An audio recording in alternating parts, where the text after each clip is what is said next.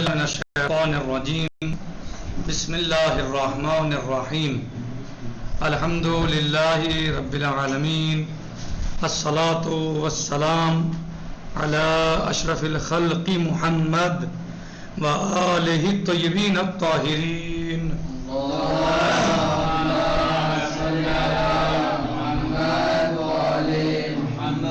وعجل فرجہم۔ ہماری گفتگو اور بحث کتاب تعلیم احکام میں غسل کے بیان میں چل رہی ہے۔ کل ہم نے اس میں بہت سی باتوں کو بیان کیا اور بتانے کی کوشش کی کہ احکام غسل کیا ہیں، غسل کے کیا احکام ہیں، اور پھر آخر میں ہم نے 8ویں اس میں یہ بتایا تھا کہ اگر غسل کے دوران حدث اصغر صادر ہو جائے تو غسل باطل نہیں ہوتا، بلکہ صرف نماز کے لیے وضو کی ضرورت ہوتی ہے۔ آج ہم غسل مسح میت کے بارے میں پڑھتے ہیں۔ یعنی غسل مسح میت،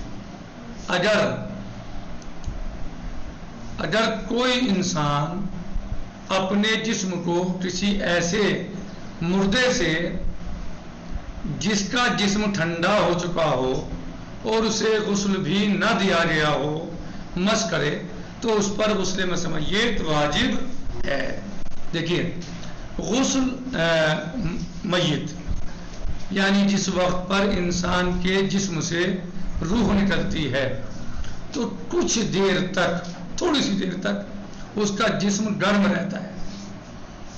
تو اگر کسی انسان نے میت کو اس وقت چھوا ہے جب اس کا جسم گرم تھا تو اس پر غسل مسح میت واجب نہیں ہوگا، صحیح۔ لیکن اگر کچھ دیر کے بعد جو ہے وہ میت کا جسم پھر ٹھنڈا ہو جاتا ہے، کچھ دیر کے بعد ٹھنڈا ہو جاتا ہے، تو اگر ٹھنڈا ہونے کے بعد اور غسل سے پہلے اس نے میت کو چھوا ہے تو پھر اس کے اوپر غسل مسح میت واجب ہو جائے گا۔ ٹھنڈا ہو گیا، میت ٹھنڈی ہو گئی اور اب کسی انسان نے اسے چھو لیا، ابھی غسل نہیں ہوا میت کو، تو اس کے اوپر غسل مسح میت واجب۔ لیکن اگر غسل میت دے چکے میت کو اور اب اسے کوئی چھوتا ہے تو کیا اس پر بھی غسل مسح میت واجب ہوگا یا نہیں؟ نہیں، اس پر واجب نہیں ہوگا۔ تو واجب کب ہوگا؟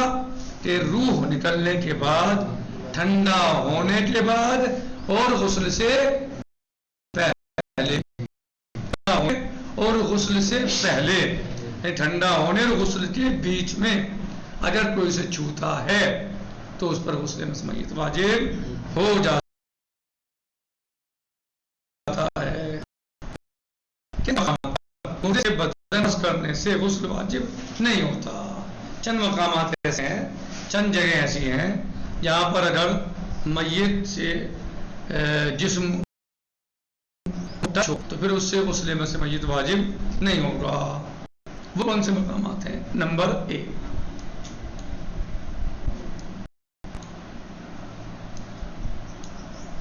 کہہ رہے ہیں کہ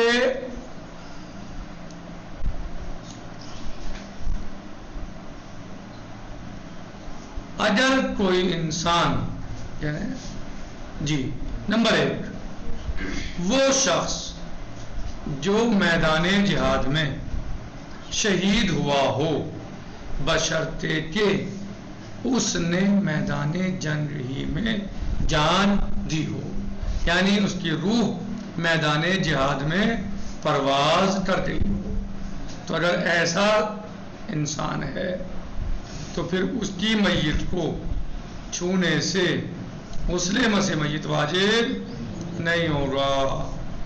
کس کو چھونے سے؟ شہید کو۔ شہید میں کیا شرط ہے؟ کہ اس کی روح میدان جنگ میں ہی پرواز کی ہو، ٹھیک ہے؟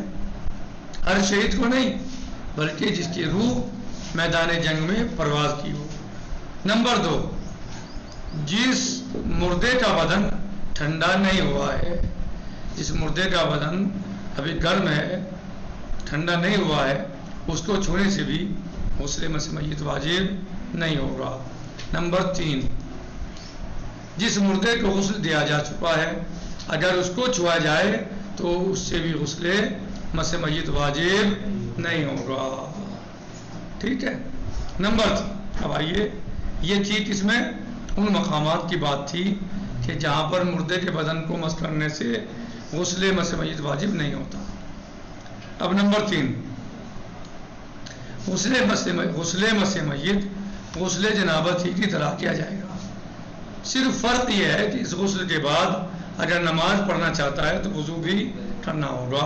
یہ کل ہی میں نے آپ کو بتایا تھا کہ غسل تمام کے تمام ایک ہی طریقہ ہے ان کا، تمام غسلوں کا طریقہ ایک ہی ہے،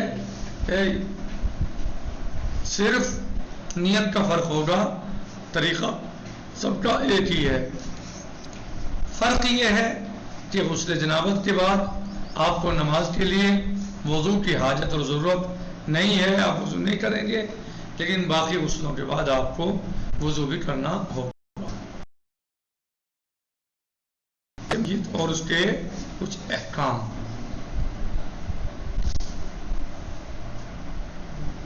اب آئیے غسل مس میت کے بعد غسل میت۔ غسل میت کیسے دیا جائے گا، کیا اس کا طریقہ ہے؟ نمبر 1، اگر کوئی مومن یا مسلمان دنیا سے چلا جائے، کوئی مومن یا مسلمان یعنی مر جائے، دنیا سے چلا جائے، تو اس کا غسل و کفن اور اسے دفن کرنا ہر مکلف پر واجب ہے۔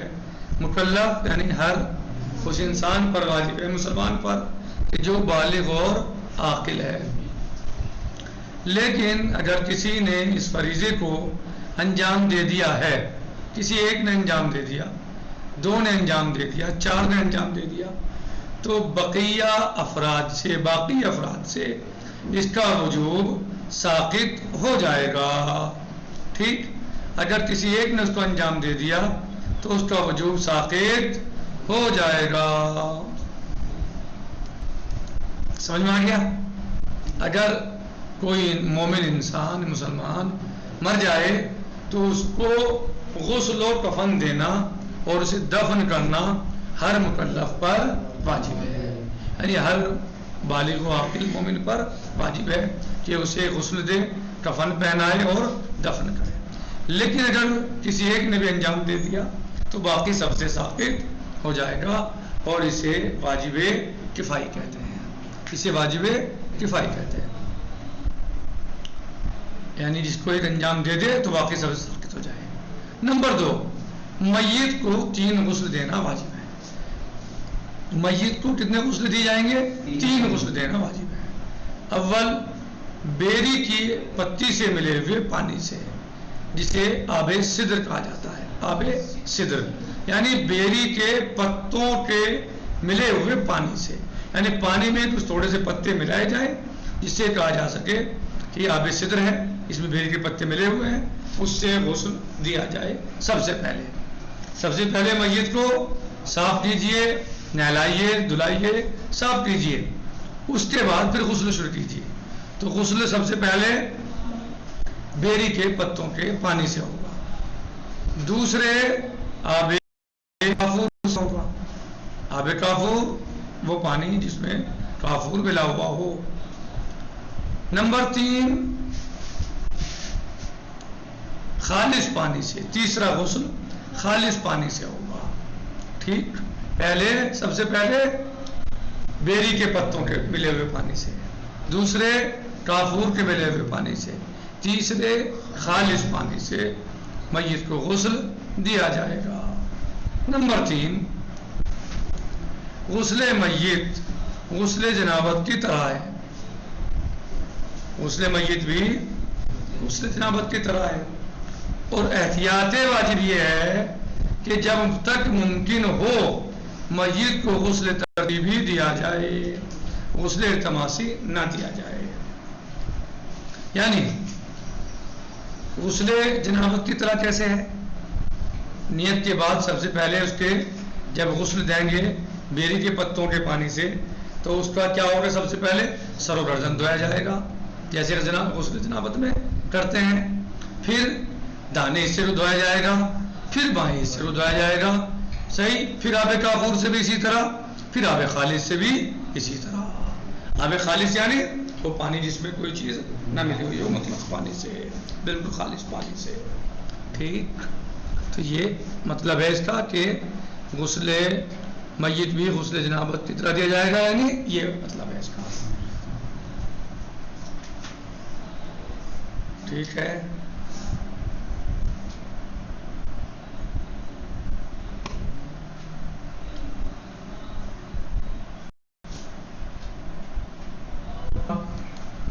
بہرحال ہم نے 11ویں سبق کو تمام کیا جس میں غسل کے بارے میں بیان کیا گیا.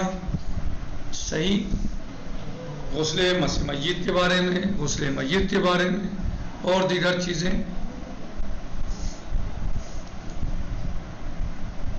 اب ہم اس 11ویں درس میں تھوڑا سا یہ 4 چیزیں تقریباً بچی ہیں، اب ہم اس کو بیان کر دیتے ہیں. اب کچھ ایسے غسل ہیں کہ جو خواتین سے مخصوص ہیں، جن کا مردوں کے ساتھ کوئی لینا دینا نہیں ہے. وہ غسل خواتین ہی کے سے مخصوص ہیں اور ان کو اس کی حاجت اور ضرورت پیش آتی ہے اور ان کو ہی وہ کرنا ہوگا. تو یہ غسل ایسے تھے، جنابت ہو یا مس میت ہو یا غسل میت ہو، یہ سب غسل ایسے تھے جن میں مرد اور زن سب شریک تھے، سب کے لیے غسل ہوتے تھے. لیکن اب یہ غسل ایسے ہیں جو صرف اور صرف خواتین سے، عورتوں سے خاص ہیں. ان کو ہی ان کی ضرورت محسوس ہوتی ہے تو ان کو ہی کرنے ہوں گے. لہٰذا اس کو اب ہم دیکھتے ہیں کہ وہ کون کون سے غسل ہیں جو عورتوں سے مخصوص اور خاص ہیں. کہہ رہے ہیں کہ نمبر 1 حیض، نمبر 2 نفاس، نمبر 3 استحاضہ. یہ 3 غسل ایسے ہیں کہ جو خواتین سے خاص ہیں. سب سے پہلے بچے کی ولادت کے وقت جو خون عورت کو آتا ہے اسے نفاس کہتے ہیں. یعنی خون نفاس کسے کہتے ہیں؟ خون نفاس اس خون کو کہتے ہیں کہ جو خون بچے کی ولادت کے وقت خاتون کو یا کسی عورت کو آتا ہے اسے خون نفاس کہتے ہیں. نمبر 2 ماہانہ عادت کی بنا پر جو خون عورتوں کو آتا ہے اسے حیض کہا جاتا ہے. اگر آپ سے پوچھا جائے کہ خون نفاس کیا ہے یا خون حیض کیا ہے، صحیح، تو آپ اس طریقے سے اس کی تعریف کر سکتے ہیں، بتا سکتے ہیں کہ وہ خون جو بچے کی ولادت کے وقت خواتین کو آتا ہے اسے نفاس کہتے ہیں، اور وہ خون جو ماہانہ عادت کی بنا پر عورتوں کو آتا ہے اسے حیض کہتے ہیں. اور نمبر 3 جس وقت عورت خون حیض اور نفاس سے پاک ہو جائے تو نماز اور وہ تمام امور کے لیے جن میں طہارت کی شرط ہے غسل کرے. یعنی جب یہ خون آنے رک جائیں، بند ہو جائیں، ان کا سلسلہ خون کا ختم ہو جائے، چاہے وہ خون نفاس ہو یا خون حیض ہو، جب ان کا سلسلہ ختم ہو جائے تو پھر خواتین کو چاہیے کہ وہ غسل کرنے کے بعد اپنے نماز، روزے وغیرہ جن میں طہارت شرط ہے ان کاموں کو انجام دے.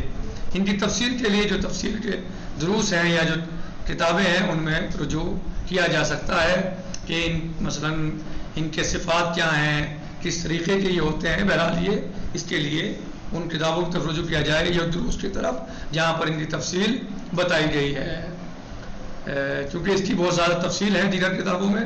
انشاءاللہ آپ آگے جا کے تبصرے میں یا شرح الاسلام میں یا لمع میں اس کی تفاصیل پڑھیں گے تو آپ انشاءاللہ اس کے بارے میں جان جائیں گے اور تفصیل سے جان جائیں گے کس کی کیا شرط ہے، کیسے شروط ہیں، کیا شرائط ہیں، وہ دیگر کتابوں میں یا علی الاقل کم از کم توضیح المسائل میں بھی ان کی تفصیل بہرحال جس اعتبار سے دی گئی ہے وہ اس کو اگر کوئی جاننا چاہے تو وہ مراجعہ کر سکتا ہے. یہاں پر چونکہ تفصیل بیان نہیں کی ہے تو بہرحال یہ خلاصہ ہی اور یہ مختصر ہی کافی ہے. نمبر 4، ایک تیسرا خون جو عورت کو آتا ہے اسے استحاضہ کہتے ہیں، جو خون نفاس اور خون حیض سے الگ ہے. اسے استحاضہ کہتے ہیں. اس میں بعض اوقات عورت کو ان عبادات کے لیے جن میں طہارت کی ضرورت ہے غسل کرنا پڑتا ہے. اس خون کے بارے میں بھی تفصیل ہے اور زیادہ بیانات ہیں، اور لہذا اس کے لیے بھی انہی کتابوں کی طرف رجوع کرنا ہوگا کہ جو خون یا جن کتابوں میں ان خون کے بارے میں تفصیل سے بیان کیا گیا ہے.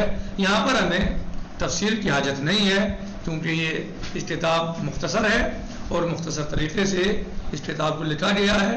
تو صاحب کتاب نے مختصر لکھا ہے تو ہمیں بھی تفصیل میں جانے کی ضرورت نہیں ہے. جیسے جیسے آپ کتابیں پڑھتے رہو گے آپ کا علم بڑھتا رہے گا، تو ایسی بڑی کتابیں پڑھو گے تو اتنی تفصیل ان سب کے بارے میں آتی رہے گی، یہاں تک کہ جب آپ عالم مکمل ہو جاؤ گے، یعنی جب آپ ایک مولوی بن جاؤ گے، عالم ہو جاؤ گے، تو آپ کے پاس پوری تفصیل ہوگی تاکہ آپ کسی دوسرے شخص کو تمام مسائل میں، کسی بھی مسئلے میں، یہی نہیں بلکہ کسی بھی مسئلے میں، چونکہ ابھی آپ تقریباً ابتدائی ہیں، تقریباً یہ ابتدائی کتابیں ہیں تو مختصر طریقے سے ان میں بیان کیا گیا ہے تاکہ آپ کو مختصر معلومات ہو جائے اور پتہ چل جائے کہ ان مسائل کی بھی ہمیں ضرورت ہوتی ہے، اور یہ مسائل بھی یعنی دنیا میں مومنین و مومنات کو پیش آتے ہیں، یعنی جس کو جو مسئلہ پیش آتا ہے جو جس سے مخصوص ہے، لیکن عالم اور مولوی کے لیے تو تمام مسائل کو سمجھنا ضروری ہے تاکہ وہ دوسروں کو بتا سکے. صحیح ہے، جن پر اس کا خود عمل ہے، جو ان پر خود ضرورت پڑتی ہے اس پر وہ خود عمل کر سکیں، اور جو دوسروں کو بتانے ہیں جن کے وہ خود مثلا جو ان کو حاجت نہیں ہے وہ مثلا دوسروں کو بتا سکیں. تو جو بھی عالم طالب علم حاصل کرنے کے لیے وضاحت میں آیا ہے، ظاہر ہے اس کو تو سارے مسائل کا سیکھنا اور سمجھنا اور جاننا ہے، لیکن جیسے جیسے آپ کا لیول اور کلاس بڑھتی جائے گی اسی طرح بڑی بڑی کتابیں آپ کے ہاتھوں میں آتی جائیں گی، آپ کے سامنے ہوں گی، تو اسی اعتبار سے کسی بھی مسئلے کی آپ کے سامنے تفاصیل آتی چلی جائیں گی. اب ہم صرف اسی پر اکتفا کرتے ہیں، باقی انشاءاللہ آنے والے دروس میں اور بعد میں آئے گا. والحمدللہ رب العالمین، والسلام علیکم ورحمۃ اللہ وبرکاتہ. فی امان اللہ، خدا حافظ.